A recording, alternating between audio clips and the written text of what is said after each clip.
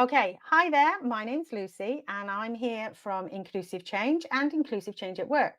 I am talking today with Angela Loveridge from an organization called Better Together. We are talking about digital safeguarding, and the reason we're together and reason we're talking is because we want to talk about the Digital Wellbeing Conference, the Castle Conference that's being held in Bristol in April in Lee Court in Bristol. Now, over to Angela. Hello, welcome, and how are you? Hi, Lucy. I'm good, thank you. How about you?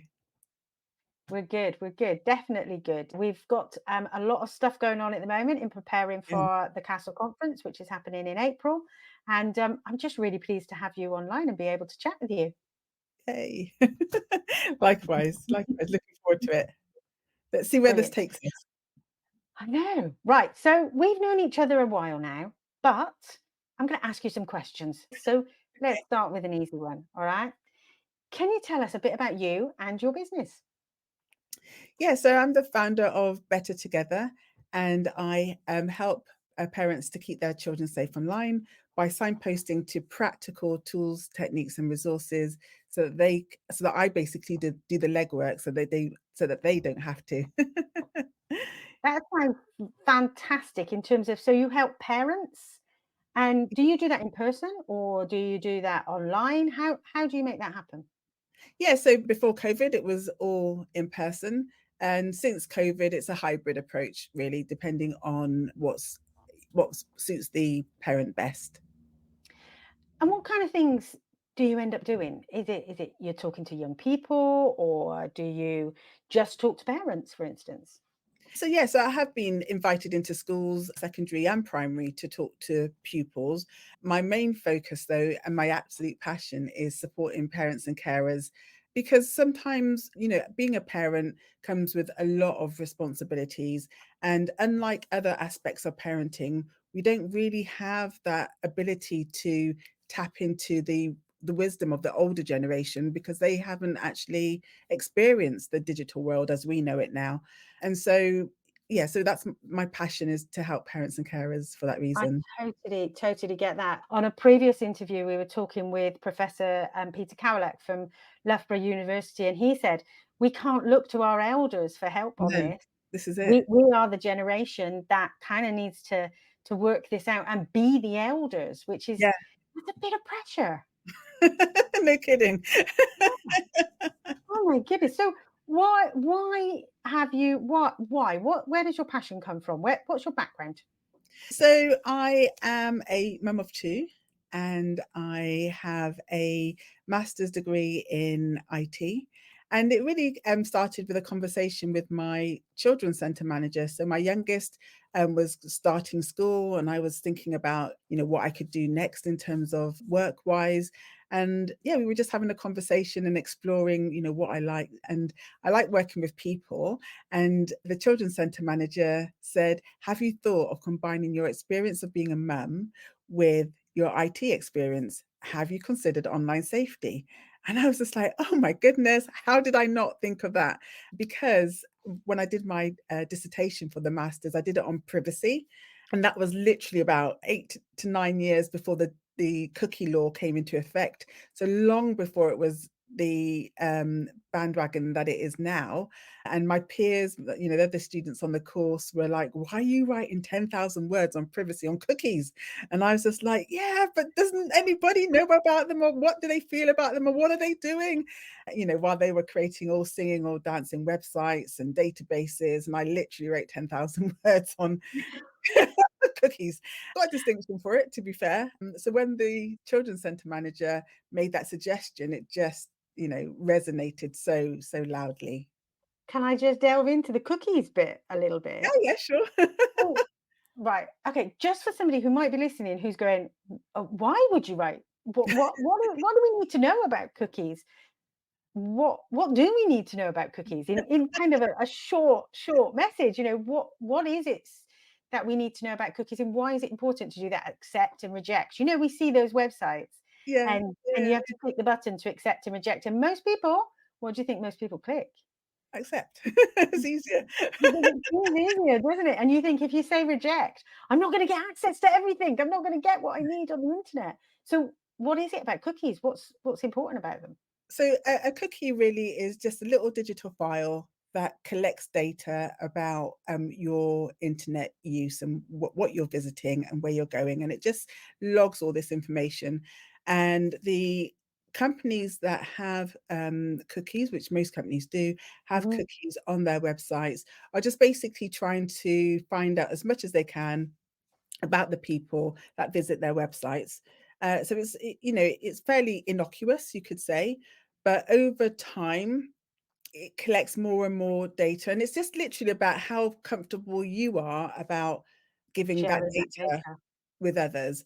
And it does explain why you looked at a website like 10 days ago, I don't know, 10 minutes ago, 10 days ago, and then suddenly Facebook recognizes, oh, so you're interested in this, or any other social media service provider, I should say, not just I Facebook. get it.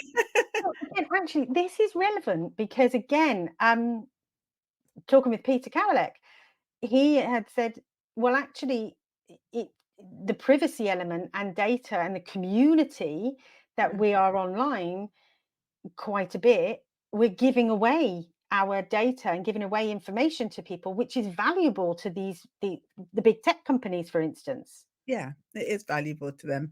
So much so that they do invest a lot in collecting that data so that algorithms can actually give you more of what you're looking for. Yeah, we And might delve into that. Yes. and some people may not be concerned about, giving away their data, and that's fine. But Yeah. what I would challenge is if we're giving away our data, Yeah. surely surely big tech can give us some of what we would like, which is protection for our children. Oh my goodness, you've just absolutely walked straight into my next question. Okay. How does this relate to to young people? And are we teaching and talking to young people about the impact of privacy and data sharing in terms of and what they're doing online? Yeah, so I would say that from my perception, that schools have online safety on the curriculum. So I think most children have a level of awareness, which is Yeah, great. And I think what can sometimes happen though is our children, when they go to school, are usually protected by a near perfect filtering and monitoring system when they're at school, if they're yeah, allowed to have phones there. yeah. But the minute they cross the physical threshold of the school's boundaries, that protection disappears, and therefore have access, even if it's just from the distance between school and home, assuming home has monitoring and filtering of sorts. Then there is that period of time when they do have access to everything, unless unless they've got Look, protection on the yeah. device that they're searching on. Wow. And yeah, It's interesting thinking of it like that, isn't it? And that whole element around smartphones, the access to information that young people have is quite phenomenal. yeah, yeah, yeah. Way more than when I was growing up. Way more. Totally. Right. I'm of an age, Angela, and I have memories of Just 17 and Smash Hits magazines. That was about Yeah, the level of my my social media I was, know, right? learning the lyrics from Smash Hits magazine. Sorry to any of you out there who are under 45, but Smash Hits was a very popular magazine in the UK, and we used to wait for it to come out every week so that we could read the lyrics of the latest music that was being released on a Sunday afternoon. Yes. Yeah, sorry, I'm reminiscing. Sorry, Angela. I've taken it in a completely different way, haven't I? Right, okay. I'm gonna get back to the questioning. Okay, so I had a question. Next one is okay, we're here to talk about the Castle Conference. We're Yeah, here to talk about digital well-being for young people. You're yeah. going to be at the Castle Conference. You're going to be one of our there to talk and network with the delegates that come and our other guests. Why is this so important for you?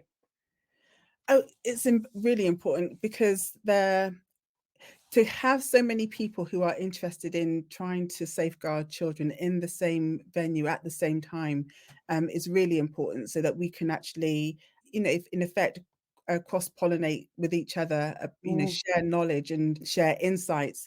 That's really important. There, I went to a conference a couple of years ago, and a fact was shared in that conference. I heard the fact, thought I had misheard it, so never quoted it. Went to the same conference a couple of years, the following year, I should say, and heard the same fact, and was just like, "Oh, I did hear correctly." And that fact was that there are only approximately 2,000 online safety specialists Uh, across the whole of Europe. say what now? Right. 2,000 online Approximately, safety specialists across the whole of Europe. yeah, Uh, yes.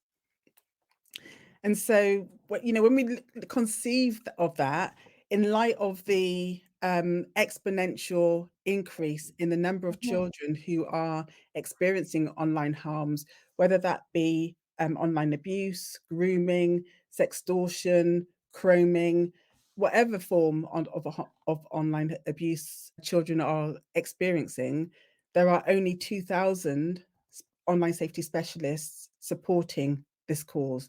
And so having as many of us as possible in the Mm, same room is really important. wow. It I'm just gonna pick up on something you just said. Mm. Chroming? Chroming, That's yes. a new one on me, Oh, right, okay, okay. So chroming it was probably called a different name right? when we were younger. It would probably be known as glue sniffing. And Okay, And so online, I think spring of last year, yeah. it was all the rage, the new trend. The little gas canisters, am I going down the wrong route? Yeah, that type of thing. Yes, that type of thing. Oh, wow. Yeah, Okay, and right, I didn't know it as that. Yep, yeah, and so it's so a young 11-year-old from Lancaster, yep, passed away from, chroming yep. last week, I believe it Oh my was. goodness. So these are the vials of, is it nitrous oxide? Am I right? Is it Chemistry is not my strong point, right, and okay. I'm not sure exactly what he was inhaling, but Yeah. that's the type of thing, yeah. And you can get these online. I know that you can get them online because you can get pallets of them online. Mhm. They are things, just in case people aren't aware, they are the I think it's around the gas canisters that go in the big frothy cream makers. So in hospitality, if you go into a coffee bar or if you go into a restaurant and something comes out with whipped cream, I'm doing if you're listening on audio, you can't see me making all my finger gestures, but the big canisters, they need a gas canister to go in them in order to make the cream frothy or Yeah, to make a froth of some kind. But actually, what's happened is that people have found out that they contain a gas that you can inhale and yeah, gives you a teeny tiny high for a very short time. And as a result, young people might use them and use them more and more and more before and it can be very, very yeah. damaging to the extent that, yeah, you just mentioned. My goodness, I didn't think our conversation would get us there. So thank you for explaining that one, and thank you for Mm, bringing that one up. But I know that in terms of being able to get things from the internet, that's an element of that, isn't it? Being able to yeah. to, to buy those things, vaping even. Yeah, that's a whole different conversation, but yes. Sorry. Yes, we go down there. So, uh, to go back to the importance and that fact of us being in a room together and a whole load of people, Yeah, hopefully around about 120, in between 120, 150 people in a mhm. venue talking all day about this topic. I mean, I hope that it's going to be incredible. Yes, absolutely. And even just like sharing, there's me just saying chroming and just dropping it in conversation, but just sharing those little things that are, you know, becoming prevalent, that are, Yeah. somebody somewhere is going to be the first in the group to know, to share that information so that we can, get access to what needs to be communicated quicker. Well, I was talking earlier to some young people and asking them what are they doing online. I'm old, as I mentioned, smash hits. But what are they doing online? What apps are they going on and things like that? And we had a little conversation before we came online, and there was Mm, new ones to me that I wasn't sure about. And we were talking about things like Wiz app, that's Wizz or ZZ, depending where you come from. Wiz and Yubo, and the new one on me was Befriend, which used to be called something called Swiper. that's right, yeah, which is, I think it's marketed to 17-year-olds, but if you look at the, Yeah. pictures when you, search for it online, some of the, users, I maybe don't quite look 17 on those pictures. not really, no. No, So it is no. definitely aimed at a younger, market, and it is in effect a bit like a teenager's version of Tinder. So I, you I put my head in my hands at that point. Yeah. Yeah, It's yeah, yeah. yeah, it's yeah. So, what are you hearing? So another question, what are you hearing from parents and young people? So what's happening in the world that you're engaging with and the people that you're engaging with? Is it really all that bad? Obviously, there are definite benefits for children to be online. They are children, they will grow to be adults. Most of the work context, no matter what you're doing, will have some element of tech involved, even if Mm, it's, whatever you're doing, there will be some element of tech. So it's important for children to be familiar with tech. yeah, I think in terms of, what's coming up for people, I think it's just the sheer surprise at how accessible inappropriate and sometimes illegal content can be for children. And so you can literally be on the likes of a music app and have yeah. a child. So a parent spoke to me last week, and I posted about this actually, and she was surprised that on a particular music app her son entered a word which describes a female body part, Mhm. and she was horrified by the the list of content that came up Yeah. on the back of that. Yeah. I Wow. couldn't I couldn't even post. I did a screenshot and then thought better of actually sharing the screenshot because How offensive can we be? Yes. Well, what advice did you give to that parent? How did you? Were you able to give advice to that parent? yeah, it's really just being aware. Awareness is always the first step. Mhm. And with the awareness, then that helps you to focus on, okay, what do I need to do next? Yeah, Obviously, what needs to happen next will differ depending on the circumstance that the parent is facing. But ultimately, it will always boil down to, in my opinion, will always boil down to communication. Having those conversations. If you're yeah, having those conversations, then it actually lays the foundation so that if something like this does happen, then the child has somewhere that they can go to talk about it. yeah.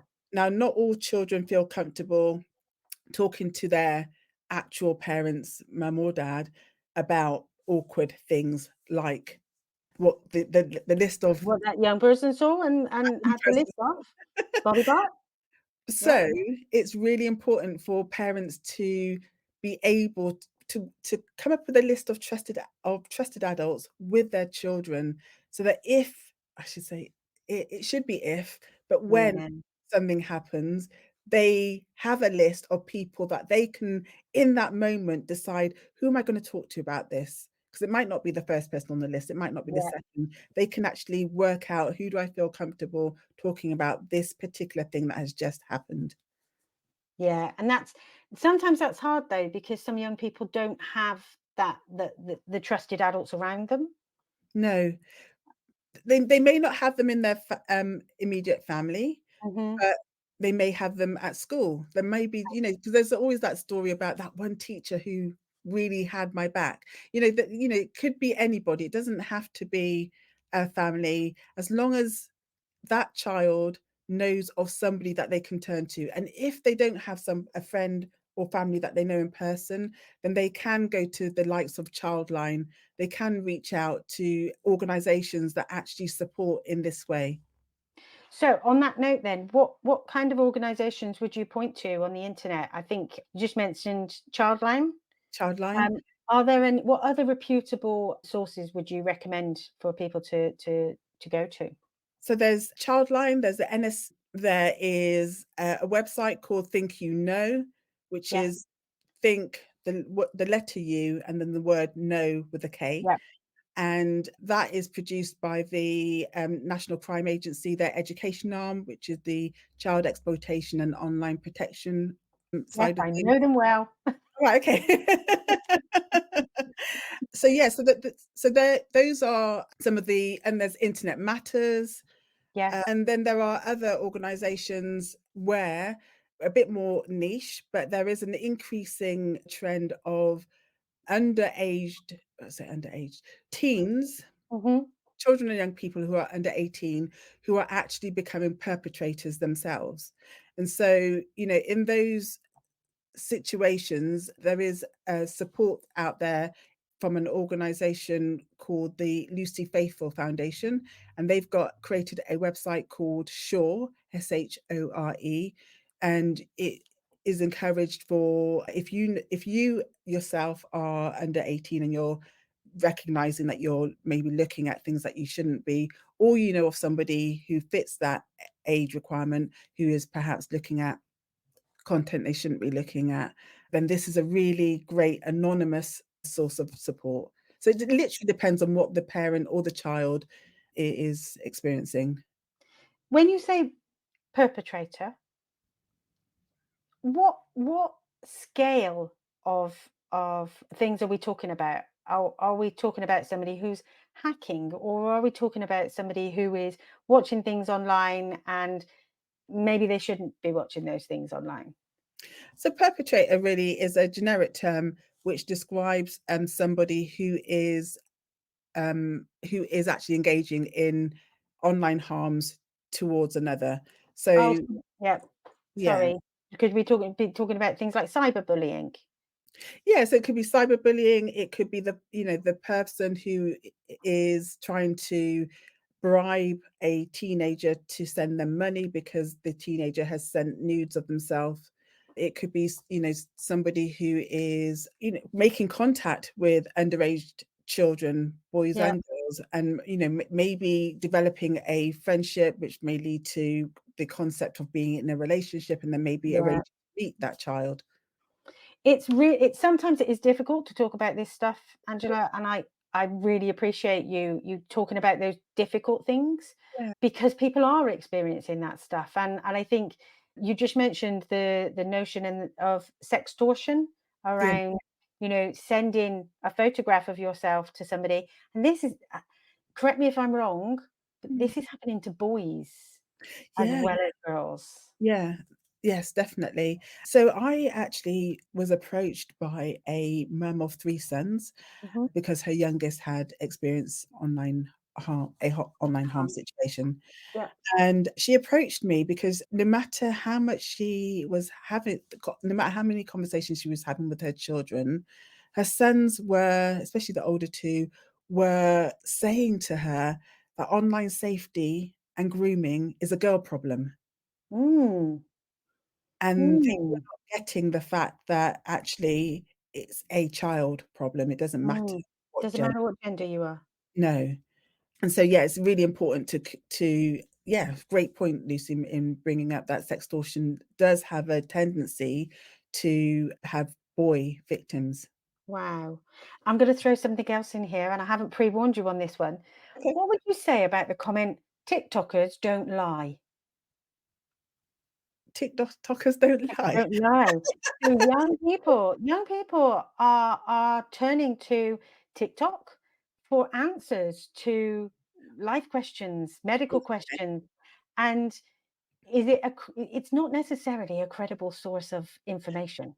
No, so within that context, no form of information from social media is necessarily 100% true. No Yeah, matter which, it doesn't even necessarily have to be TikTok, it could be Facebook, it could be Snapchat, it could be any of them. You have to make sure that you find a validating alternative source of information from a credible source. yeah.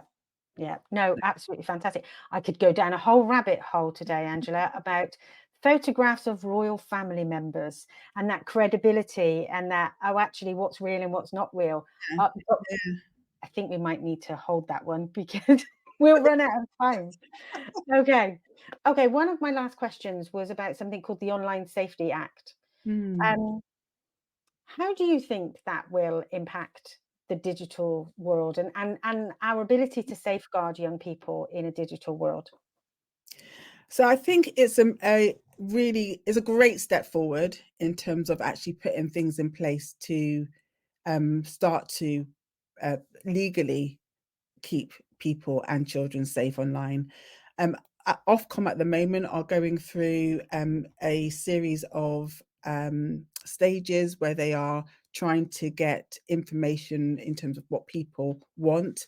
I think the current one is actually around girls and women experiencing online harms online. Okay.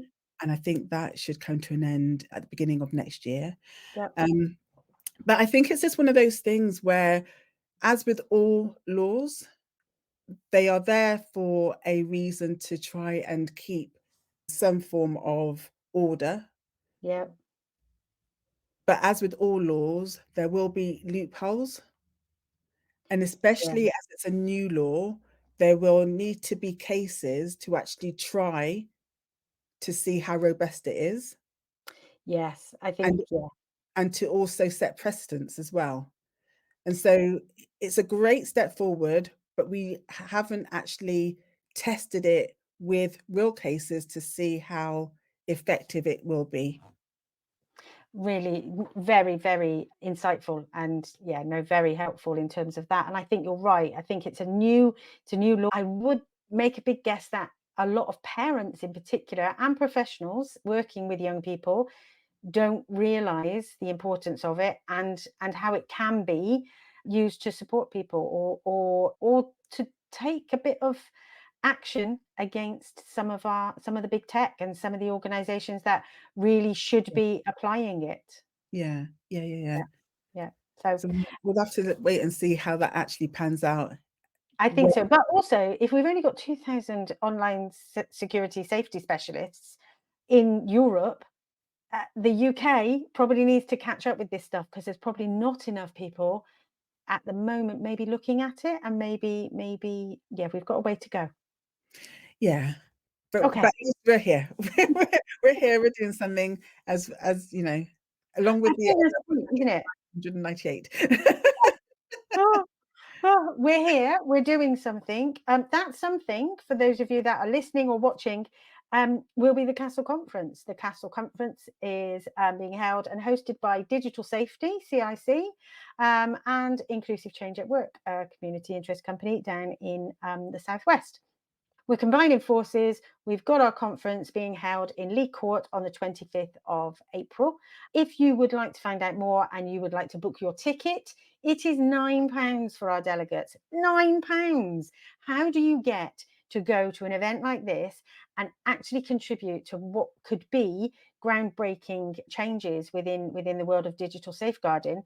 You don't get that for £9. We're also going to throw in lunch and breakfast. So go to icaw-cic.com and you will find out more.